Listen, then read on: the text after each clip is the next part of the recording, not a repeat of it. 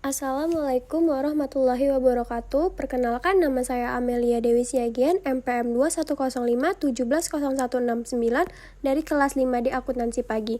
Saya akan menganalisis laporan keuangan laba rugi PT Bank Mandiri Tbk.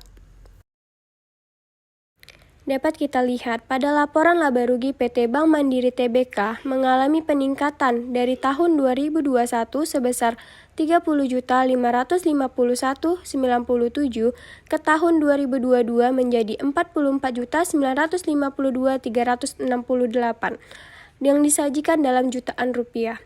Kenaikan laba tersebut disebabkan oleh beberapa faktor, diantaranya adalah pendapatan bunga dan pendapatan syariah, pendapatan premi neto, pendapatan operasional lainnya, lalu pendapatan atau beban bukan operasional.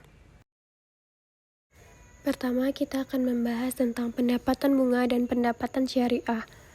Pendapatan bunga dapat kita lihat dari tahun 2021 ke tahun 2002 mengalami peningkatan dari 83.033.945 menjadi 95.943.875 disajikan dalam jutaan rupiah. Dari pendapatan bunga yang mengalami peningkatan, ada beberapa pendapatan yang meningkat dari tahun 2021 sampai 2022. Di antaranya adalah kredit yang diberikan, obligasi pemerintah, pendapatan pembiayaan konsumen, tagihan lain-lainnya. Lalu ada juga pendapatan syariah yang mengalami kenaikan dari tahun 2021 ke tahun 2002 sebesar dari tahun 2021 sebesar 14.715.141 menjadi 16.438.243 yang disajikan dalam jutaan rupiah di tahun 2022. Dari pendapatan syariah yang mengalami peningkatan, ada beberapa pendapatan yang meningkat dari tahun 2021 sampai 2022, di antaranya 1. Keuntungan murabahah dan istisna bersih, 2. Bagi hasil musyarakah, 3. Ijarah bersih.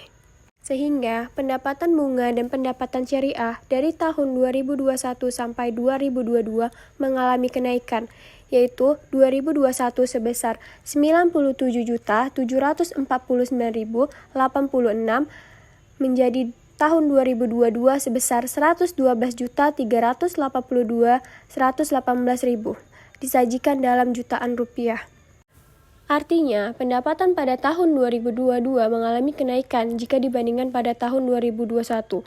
Lalu, ada kenaikan pada pendapatan premi neto di laporan laba rugi PT Bank Mandiri Tbk.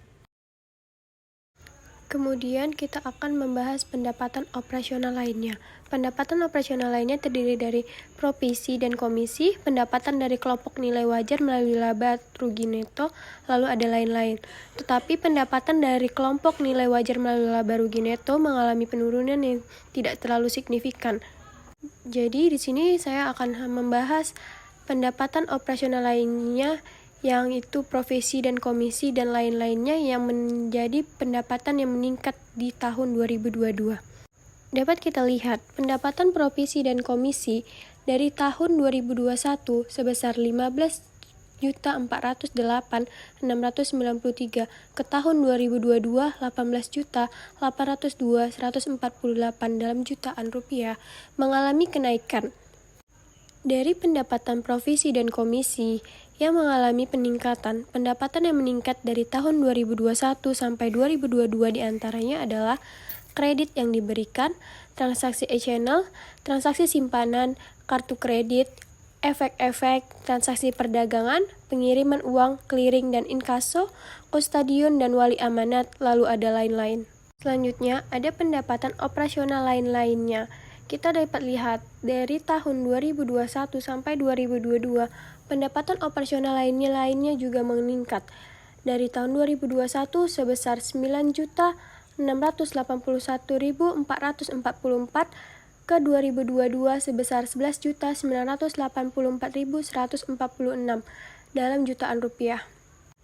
Dari pendapatan operasional lain-lainnya yang mengalami peningkatan, pendapatan yang meningkat dari tahun 2021 sampai 2022 diantaranya adalah 1. Penerimaan kembali atas pokok kredit dan piutang atau pembiayaan syariah yang telah dihapus bukukan, 2 pendapatan denda, 3 pendapatan dividen, reksadana dan investasi saham, 4 keuntungan dari penyertaan, 5 penerimaan kembali atas bunga kredit yang telah dihapus bukukan, 6 pendapatan bea materai, 7 safety deposit box.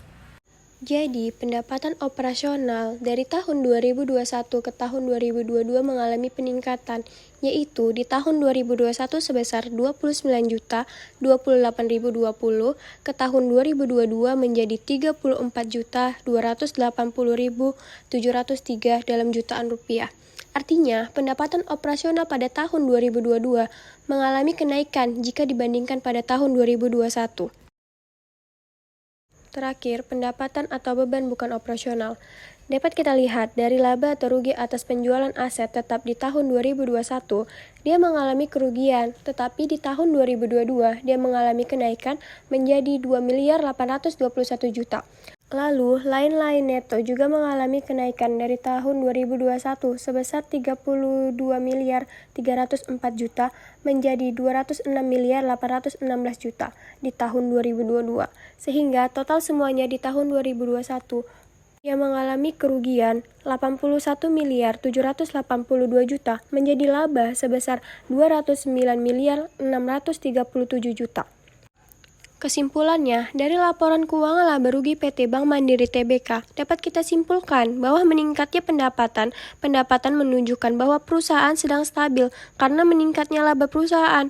Walau diikuti dengan peningkatan beban juga, tetapi pendapatan bisa menutupi beban dan tetap terjadi laba yang meningkat dari tahun 2021 ke tahun 2022. Sekian penjelasan saya mengenai analisis laporan keuangan laba rugi PT Bank Mandiri Tbk. Kurang lebih saya mohon maaf. Wassalamualaikum warahmatullahi wabarakatuh.